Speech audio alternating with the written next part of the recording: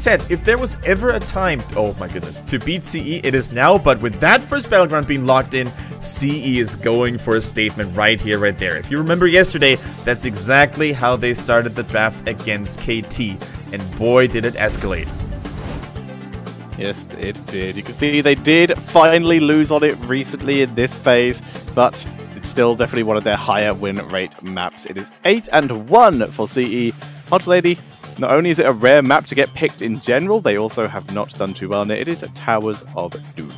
Towers of Doom. We're gonna have to throw everything overboard that we know from other maps. Unless the core has fallen, there's nothing you can do to really finish it, right? You need to use the winning conditions given to you by the battleground. You need to use the boss, the bell towers, of course, most importantly the altars, and the mercenaries, the zappers. If you escort them to the death zone, you get up to 3 additional shots. Really cool, and nothing changed here. You know, our real tacit, we might as well just skip this first ban entirely and just do a generic ban across all of HGC China. I will say, Towers of Doom is one of, as far as I can remember, only 2 maps that, whether intentionally or not, reference a caster.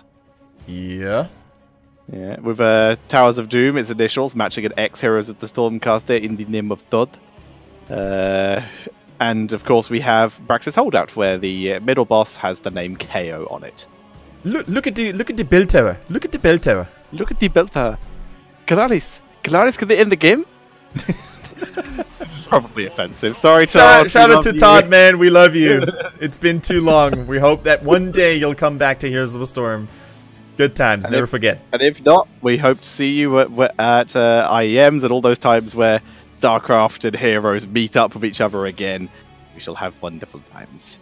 As Uther is the first pick for HotsLady. Here we go. What are they going to pick as a response? See, that is, I mean, they've been playing a lot of Lunara, and that seems to be the go-to countermeasure right at the get-go. However, CE, they like to do things differently every now and then. They like to go for heroes like Sylvanas, predominantly on battlegrounds like Brax's Solar, but they also played it on Infernal Shrines in the past. So, still there is a little bit of surprise left for them. Ah, now I remember, by the way, it was Zuyu on that Zarya who basically made this build popular for others to copy. I believe it was, yeah, on Infernal. Yeah. And it was pretty effective.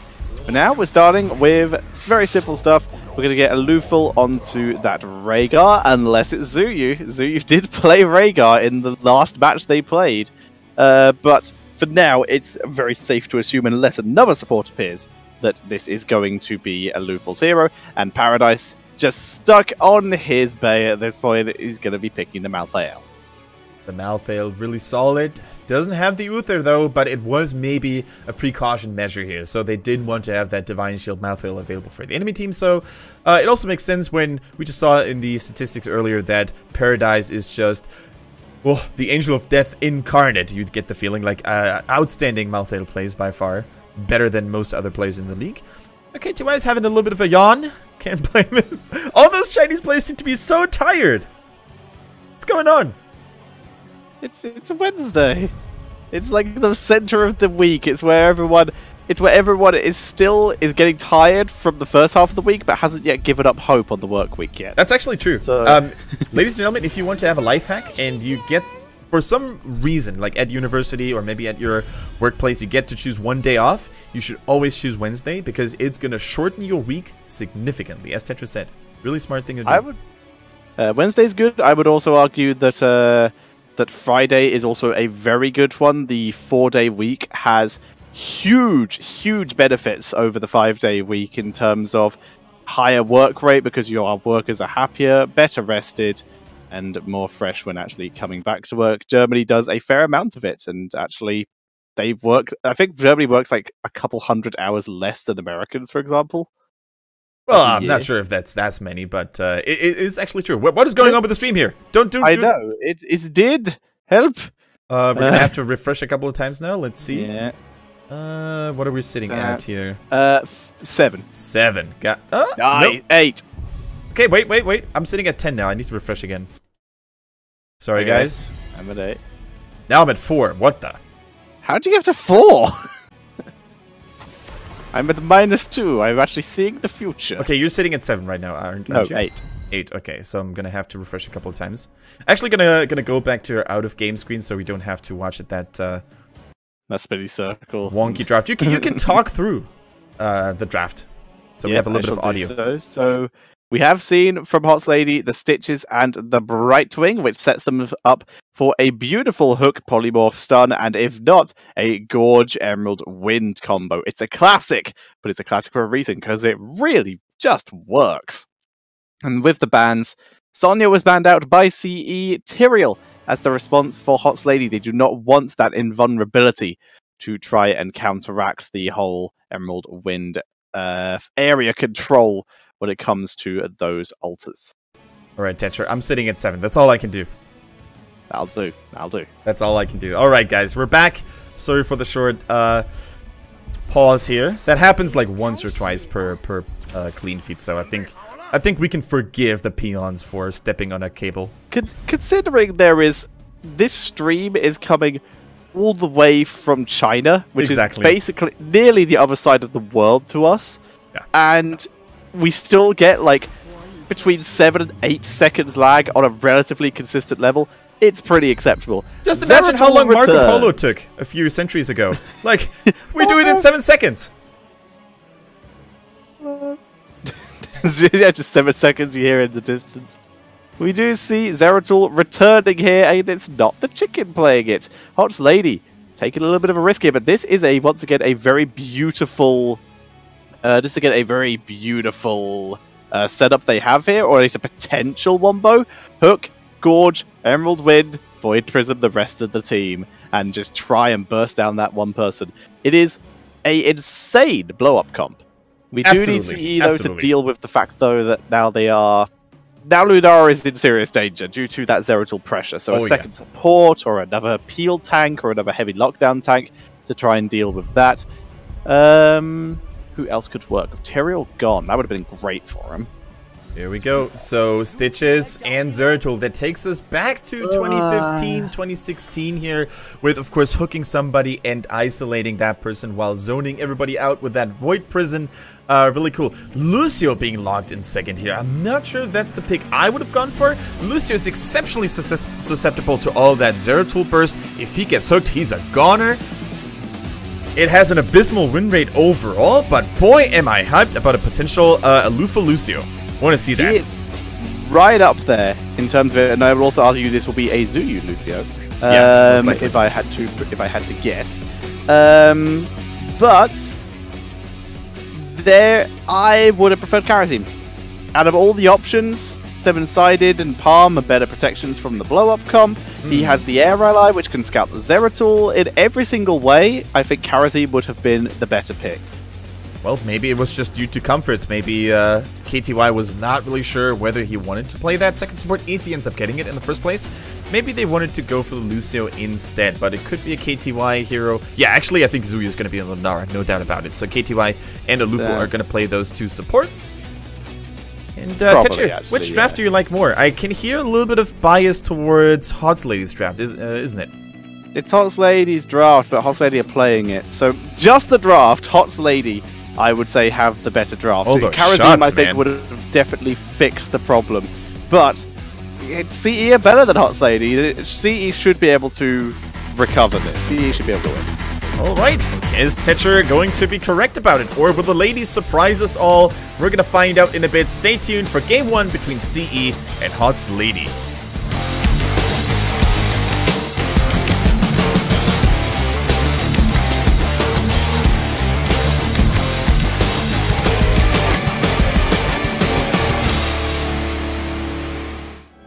Spawning on the left-hand side, coming out of those blue trunks, we have CE Challenge with Alufal playing the Lucio, Wind on his Murden, KTY going for the Rhaegar, Paradise on Malthael, and Zuyu on Lunara.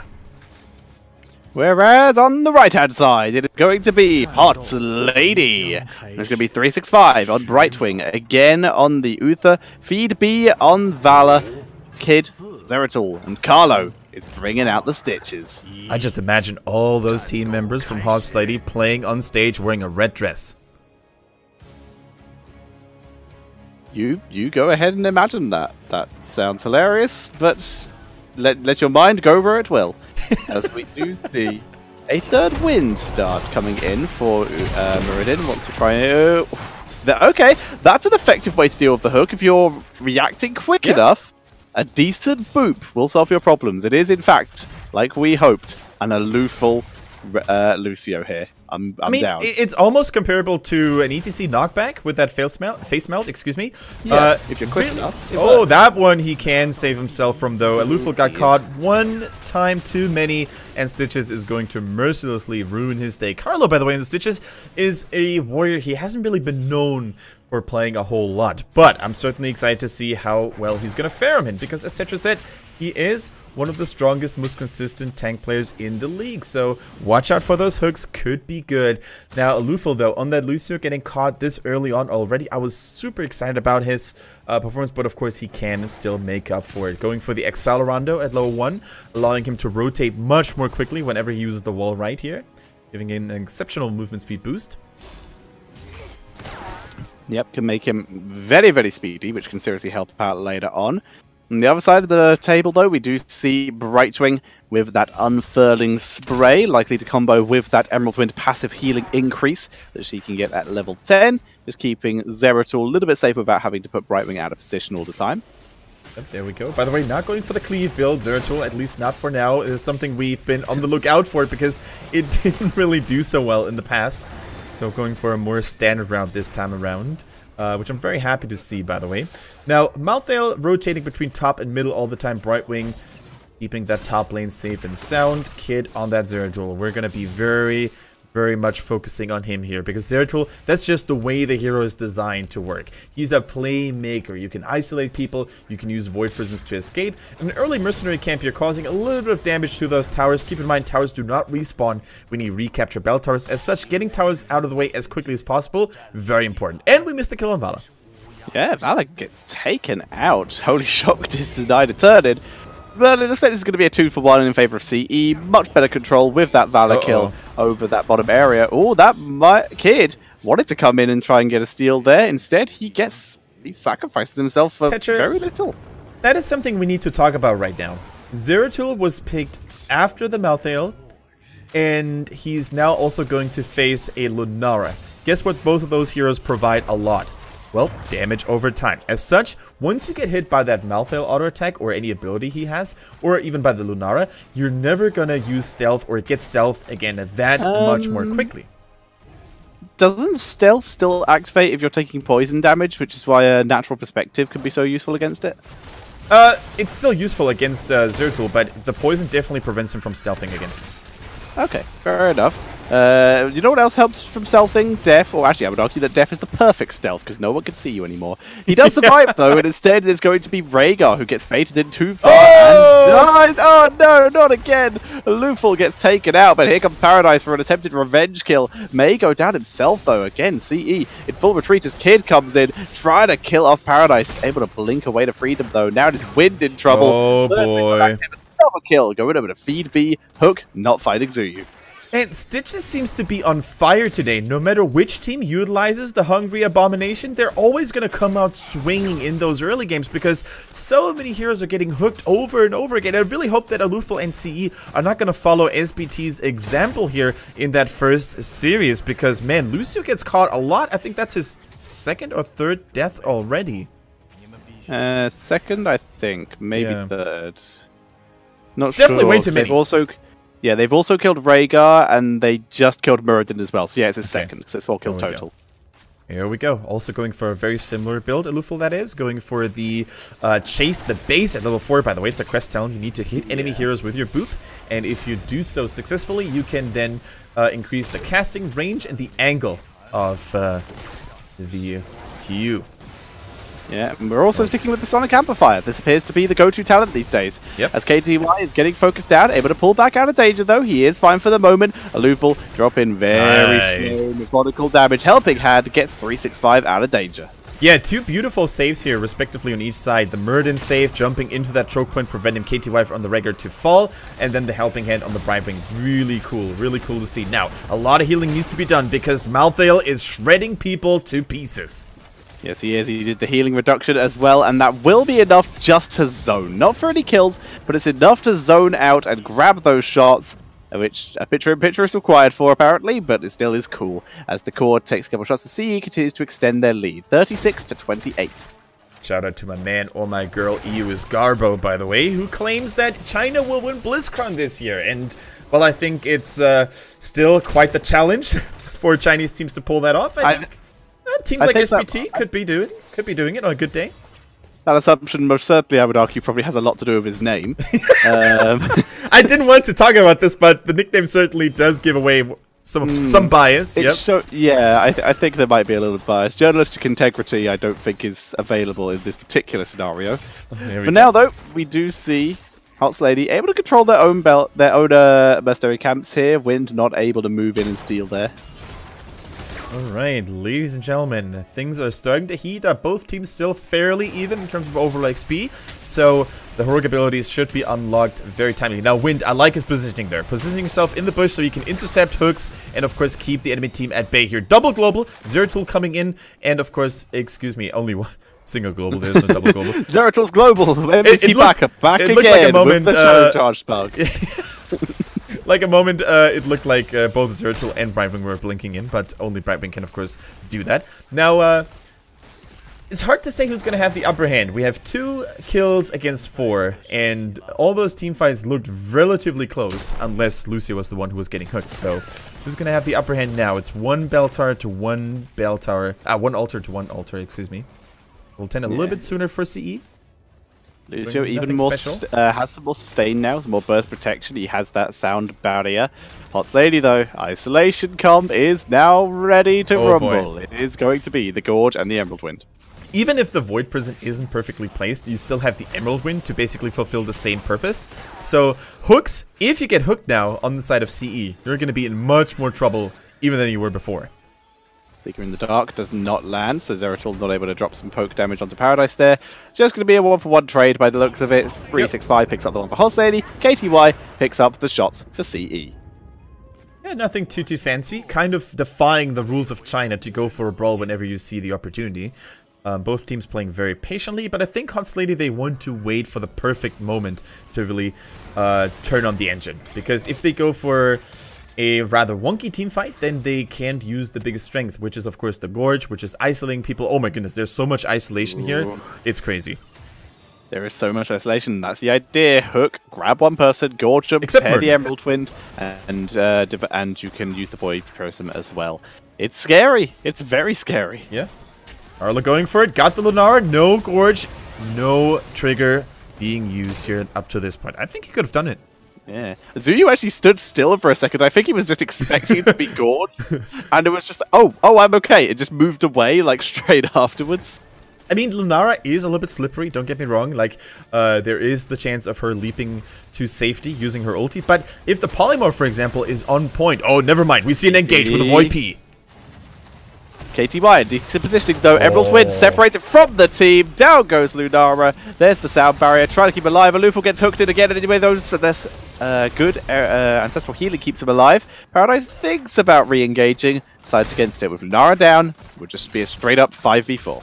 So I think Carlo actually didn't use the Gorge on purpose because he's specifically keeping it to counter the Malthael. The moment the Tormented Souls goes live, he wants to chew on that sucker in order to keep his allies safe and sound. But beautiful execution here, by the way. The hook, the VP, the Emerald Wind in particular, and of course the Rain of Vengeance to nail everyone down and pin everyone down on the location. That was so well done. And HotsLady looks like a whole different team right now. They really do.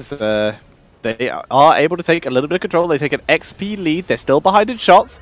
Wind finds a Carlo. He's not looking for a Carlo though. He's looking for it again. Alufal hooked again consistently. Here comes the Tormented Souls. He actually moved towards ETC. He probably could have got away without being caught there, but the healing reduction was good. And down goes Paradise, but he's dropped crazy amounts of damage with the Divine Shield though. CE forced to back up. And once again, so much damage. Beautiful leaping strike, but it's not enough. Feed B picks up another kill with a beautiful vault. The ladies are in the warpath right now. Alufal might fall next. He did not use his movement speed in order to get out of harm's way in time. He had the healing aura active, and as such, Zeratul was an easy easy executioner here in that case. Beautifully done by HotsLady though. They really use all of their heroic abilities like they were meant to be used, and as such, they rightfully claim that altar, and they're catching up. Only 4 points difference now in overall core health score.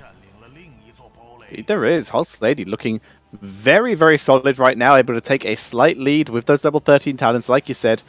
And really, I do think Paradise messed it up a bit. He moved too close to Carlo. We're actually, it's past this. It was before this point. Cleanse was used on Paradise, was not able to react. Instead, got burst down. And Zuyu, another beautiful hook. Nice reactions, but Valor too on point to chase him down with all of that burst damage. Yeah. And that's a situation of getting as many people out as they could. But oh my god, the Stitches hooks. They are really so aggressive here. In come the Sappers, and down goes that bell tower. Now Wind might be trying to go for a play here. Stun on the Zertul connects. He's dropping very low. Wind on the chase. Can CE come back here? Bribing teleports in. Healing is available. Remember, it is passively increased thanks to that Emerald Wind. So tiny bit more, tiny bit of help. Lucio, for the sake of not wanting to die as much, actually has a talent we do not see that often in the form of the back in the mix. Gets a little bit of healing when he's done. Azunara also is not back in the mix. She's in fact out of it. She gets taken out. This is gonna suck. Emerald Wind actually might push Aloof for the Freedom. Wind, does he have Dwarf Doss? He's polymorphed, leaps out. Here's the Ancestral Paradise. Even gets a little bit of poke damage. That was a really nice save by Alufal, dropping the Sound Barrier in the nick of time, preventing all that burst damage. Rhaegar now getting stunned and locked down. Can they retaliate? CE is in trouble. KTY survives. In comes the immediate Tormented Soul, followed up by an instant reaction on that Gorge. Paradise is now separated. Gets himself out of there, though. He's able to cleanse himself. Carlo with a lightning reflex here, really shutting down Paradise's Tormented Souls every single time. So well done, and I think we have a new menace, a new nightmare that Paradise might dream of tonight. He just has dreams of like, where am I? It's all dark. Oh my god, I'm inside Stitches. Not again! Not again! I'm supposed to be tormenting souls. All I see is the inside of an apron with this particular skin. Keep in mind, guys, Lucio, Alufal is in the bottom lane. He's trying to get that bottom bell tower. However, that is just so well done, man. Every time. The follow-up is just perfect. They do have the polymorph and the Hammer of Justice. I mean, there's just nothing they can do. And keep in mind, Rhaegar only has one cleanse. It comes with a 60-second cooldown. He can't use it every single time. Carlo is just too precise, too good. But the way this map works makes it very easy for Stitches to shine. Because look at all those choke points. There's only so much space you can use to dodge the hooks. It's not that easy. For the same reason, Chromie is so good on this battleground, because she can land those spells much more easily. And it really looks like CE is getting outclassed on their home turf. Lee 365. He tries to find an escape route, even tries to Emerald Wind. He's got an Ice Block, which isn't so much to save him. It was an idea to try and delay more time so his team could get that bell tower. And they will. There's a single Sapper here as well, actually, so they're going to get another core shot unless Unara can stop it, which she should be able to. Tactical feeding, I like it. Space was created, 365 even using the Ice Block here, getting valuable additional seconds out of it. And in the meantime, his bros and sis's, well, only bros in that case, but maybe there are some ladies in the background, could buy enough time to really get this value trade in the bottom. Good trade overall. 365, man. That's what I would do if I were Brightwing.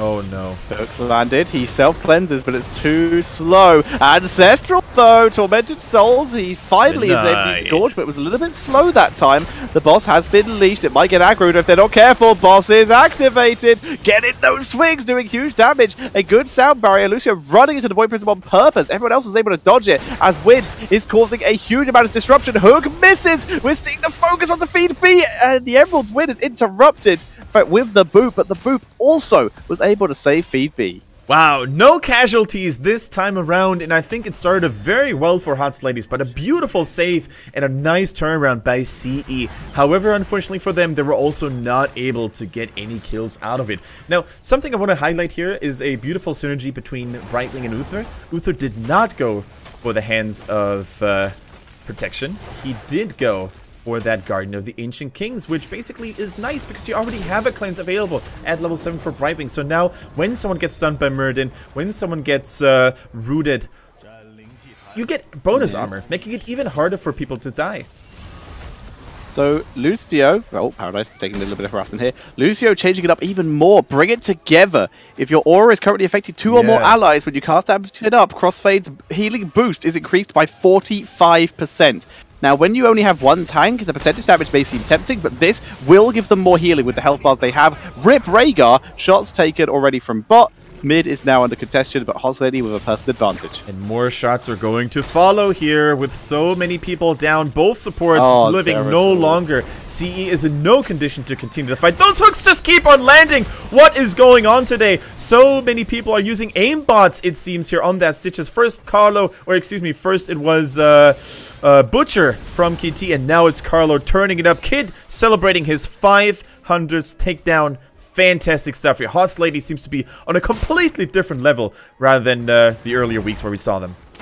Yeah, HotsLady are dominating this. The Lucio consistently getting hooked in. I made my argument of Karazin might have worked better. Unless Karazin took 7-sided, there is no way he's going to have been surviving any longer. Lunara's just getting consistently blown up here. Yeah. Wind gets hooked in. Even Muradin is getting focused down. He gets taken out. Wind with the last minute teleport and blinks out to safety. Casually destroying the main tank just like that. Even popping off the Rhaegar here. HotsLady doesn't stop. They can't stop and they won't stop. They just don't even care about the death zone. Zeratul slicing, dicing in and out. Super quick execution. Beautifully done. And it is hard to believe, Tetcher, that this is the last place demolishing CE right now. It really, really is. And this comp, it's an easy to execute, easy to pick comp. They have just a solid selection and it's working perfectly for them. Luful's not in a good position here. Again, though, shows first. If it had been Kid who went in there, there's a very good chance that Luful would have died. The fact that 2 of them showed, though, means there's a good chance that they know this boss is being taken.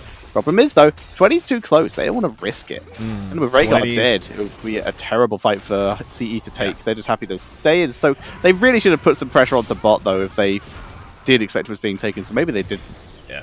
CE, man, time is running out for them. Only 5 HP left on the core, and they are still so far away from reaching those storm towns for themselves. So the next few altars, they can only hope that it's 1 altar at the max, because otherwise, the moment there are 2 altars with 20 nowhere near to be found, I think they're going to lose the game. Oh boy. There's 2 altars. They've managed to take their bot bell tower back, but top is going to drop. There's nothing to say about that. It just goes down. Zeratul positions himself, sees the full rotation here. Wind playing a little bit more aggressively. They have to fight and win both altars here. CE moving in. Ice block. The good Void Prism here. The zoning, extra waves here. Easy kill. Kid is dropped low, though. That's a start. It comes Malthael. Still available, really? They're still able to get him. Malthael's getting focused now. Zeratul was taken out, but what are they going to do? Actually, Paradise still alive. The Ancestral keeping him going here. Zuyu's demolishing them. Up. Zuyu and Paradise shredding through this. They get all of them. Carlo goes down. Feedbee is dropped. They kill Zuyu, though. They need to do something. They waited for again to revive so they could kill him again, so that there was no chance of a sneaky altar. And they're going to grab the enemy altar so that it's safer? No, they're just going for pushing. They need to try and... They can't afford to let people respawn. Zeratul's up in 27 seconds.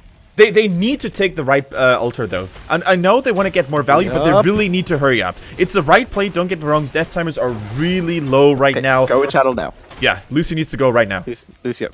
Okay, get the... Okay, just hurry up. 12 seconds. Right, we see Zeratul back in 10 seconds. He can't rotate across the map. He's not global in time, but it's never worth the risk of just leaving it too long. He wouldn't have got a huge amount more value. He's not going to gain any more value by hanging around that altar area. Wow. Much better for him to take what he could in the push and then move back to start continuing to push that middle lane. Tetcher, health to 12. I would have loved to see a replay of that last fight, by the way, because I think there were so many cool highlights going down. Zuyu on that Lunara, first of all, demolishing the Zeratul, then coming back, spreading that poison beautifully, catching every single hero-like Pokemon there, and it was just a pleasure to watch how that poison continued to spread in synchrony with that, with that Malthael as well.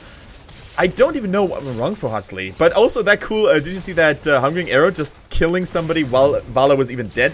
That was so hungry, hungry Stitches. Stitches. Hungry Stitches. Wind is the first out. KTY's the second. Storm Shield. The huge sound barrier, but it's not enough to keep Rhaegar alive. But at least he was able to get Ancestral off as they turn around. But the Emerald Wind, huge. Zuyu trying to flee. Zeratul chasing him down. He finally goes down. Zeratul was dropped solo with the poison, but that's already 2 dead. Malthael was 3 dead technically because Malthael was killed too. They're going Malthael, in. Though, is trying to turn it round. Round 2, 3v5. Kid is down. Wind is dropping so low here as Paradise is dropping huge amounts of damage. But they're so split. He can't get his AoE in. Alufal's doing everything he can with that bonus track he took at level 20 to try and turn it, but he can't do it. But at least they got 1 kill. That is the only saving grace they have here because they can't afford to lose any. Well, they can afford to technically lose 1 altar, but they really don't want to at this point. They would be down to 1 health.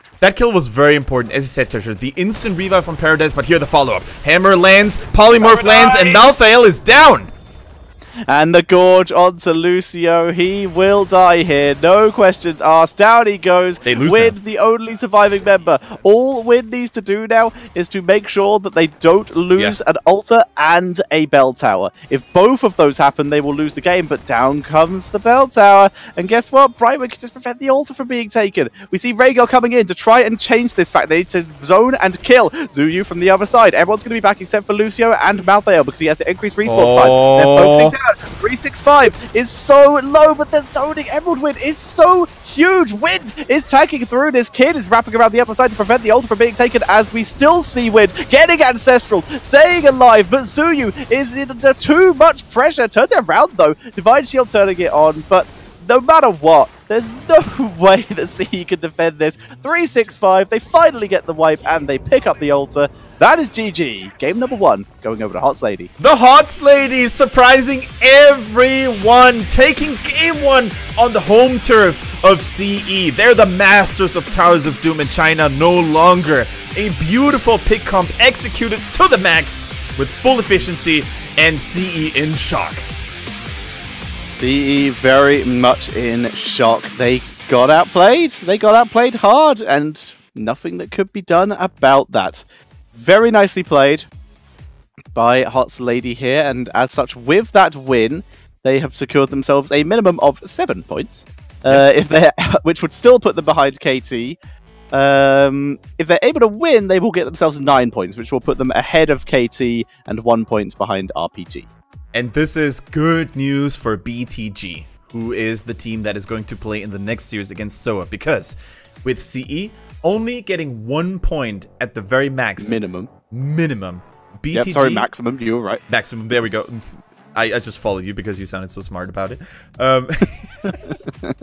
No, but if BTG, if my mind doesn't cheat on me here, I think they can tie it up again, right? Or no, they're going to be 1 point behind, maybe.